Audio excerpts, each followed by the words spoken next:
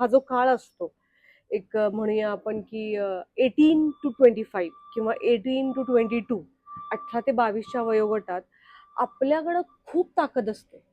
आपल्याकडे खूप एनर्जी असते. आपण कॉलेजमध्ये गेलेलो असतो किंवा कॉलेजमधून जस्ट ग्रॅज्युएशन टुवर्ड्स असतो. सो आपलं अचानक एक्सपोजरही खूप वाढलेलं असतं. शाळेत कशी बांधिलकी असते. ते वाढलेलं एक्सपोजर, वाढलेली ताकद, वाढलेली एनर्जी या सगळ्यांमध्ये आपण एका ना हाईपला जातो. आणि वी स्टार्टेड थिंकिंग दॅट की अरे things are there are so many things which we can achievable.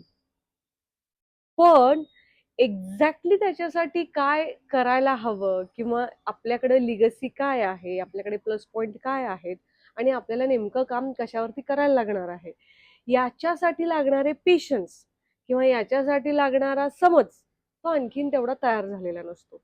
आणि या ग्लिचमध्ये मग माणूस अडकतो आणि मग ते कन्फ्युजन स्टार्ट होतात किंवा लेझीनेस येतो किंवा असं होतं की अरे यार, I not worth it, I I not able to do it, असं आपण स्वतःवरती डाऊट्स करायला लागतो.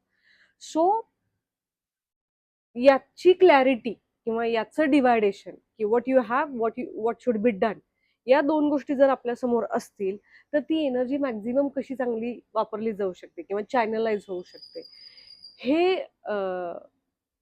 जर करता आलं या एज ग्रुपमध्ये तर आपल्याला वेळ कमी वाया जातो. आणि मला असं वाटतं आज आता आपण तेच तेच करणार आहे चर्चा करतोय की कसं करायचं असतं किंवा काय करावं लागतं. राईट. आता आपण समजा एक कॅन्डिडेट पकडूया, यश नावाची व्यक्ती, हा की हा यश आहे हा आणि यशला नेमकं काय करायचंय आता, की यशकडे सगळं आहे. हा he is having good family legacy, he is having good business. एक नाही तर अनेक सेक्टरमध्ये ते बिझनेसचे व्हर्टिकल्स आहेत.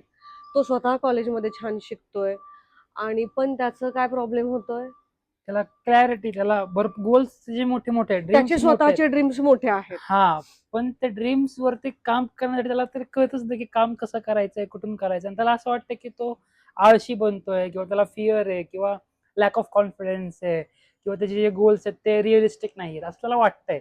पण मुळात खरं प्रॉब्लेम काय आपल्याला ते शोधणार आहे आपण, म्हणजे ते